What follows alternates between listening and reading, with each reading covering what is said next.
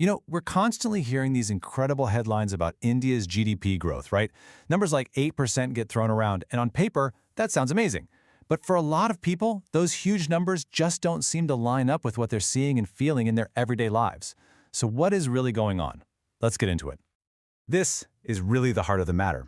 You see the news celebrating a booming economy, but your own experience, your wallet, might be telling a more complicated story. And that disconnect, that feeling that something doesn't quite add up, it actually comes from a surprising place, the way we literally measure the economy. So you've got this core conflict. On one side, you have the official data, these really strong, numerically robust growth figures. And on the other, you have the real-world lived experience, which for many people just doesn't feel like a boom at all. To figure out why this gap exists, we have to pop the hood and see how this whole GDP thing is calculated in the first place. All right, let's try and solve this GDP puzzle. And to do that, we're going to start by breaking things down, by building our own, super simple, imaginary economy. Okay, so just imagine an economy that produces only two things, jackets and juices. I know it's a simple little analogy, but trust me, it's the absolute key to understanding the two very different, very real parts of India's economy. So in our little model here, the jacket industry represents the formal economy. Think big corporations, major factories, salaried professionals, all the stuff that gets officially reported. It's visible, it's trackable, it's on the books. But then you have the juice industry. This represents the huge, sprawling, informal economy. Street vendors, small-scale farmers, local artisans. Their business is largely invisible, incredibly hard to measure, and most of it goes unreported. Okay, so we've got our simple economy of jackets and juices. The next obvious question is, how in the world do we actually measure if this economy is growing? Well, first up, there's something called nominal GDP. This is pretty straightforward. You just take all the jackets and all the juices made this year and multiply them by whatever they cost this year. Simple enough. But here's the catch.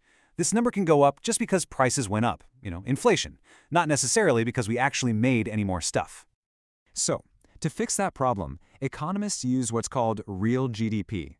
Here, you take this year's production, all the jackets and juices, but you use prices from a fixed base year in the past. For India, that's currently 2011. This method strips out the effect of inflation so you can see if we're actually producing more things. When you hear about economic growth in the news, this is the number they're talking about.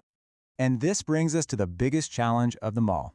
It's pretty easy to count the jackets from the formal, visible sector, but what do you do about all those juices from the huge, informal, invisible part of the economy?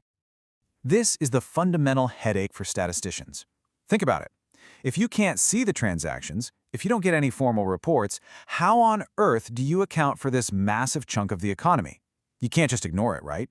So, the answer is, you have to make an educated guess. You have to estimate. And here is the single most important assumption they've made for years. After doing a massive survey in that base year to figure out how big the juice industry is compared to the jacket industry, they basically assume it grows at the exact same rate. So if the formal, visible jacket economy grows by 8%, the model just assumes the informal, invisible juice economy also grew by 8%. Now, for a long time, this assumption was, good enough. It worked. But the Indian economy is changing at lightning speed now. And this old way of measuring things, it's a system that's under some serious strain. There are really four major forces that are pulling this old system apart at the seams. First, a massive shift in how inflation works. Second, the absolute explosion of digitization. Third, consumer habits today are radically different. And finally, the fact that our whole economic snapshot is based on the year 2011, which, let's be honest, feels like an entirely different era. Let's dig into each one. First up, inflation. The mathematical tool they use to strip out inflation from the numbers is called the GDP deflator. But see, this tool was built for an India with high and volatile inflation. Now that the country has shifted to a lower, more stable inflation environment, that tool sometimes overcorrects. It's a purely mathematical adjustment that can end up making growth look smaller one year and then artificially boosting it the next, no matter what's really happening on the ground. Second, digitization. This is a huge one. Thanks to digital payments, a massive number of those juice sellers are no longer invisible. They're on the grid now. But here's the twist. When their existing business is suddenly counted for the very first time, it looks like new growth in the data, even if they're selling the exact same amount of juice they were before. It's not new growth. it's just better counting, but it can definitely inflate the growth numbers. Third, what people buy has totally changed since that 2011 base year. Our younger population is spending money on completely different things. I mean, think about it. The economy is making all sorts of new jackets and juices that barely even existed back then. The old model just really struggles to account for this huge shift in what people actually want and buy.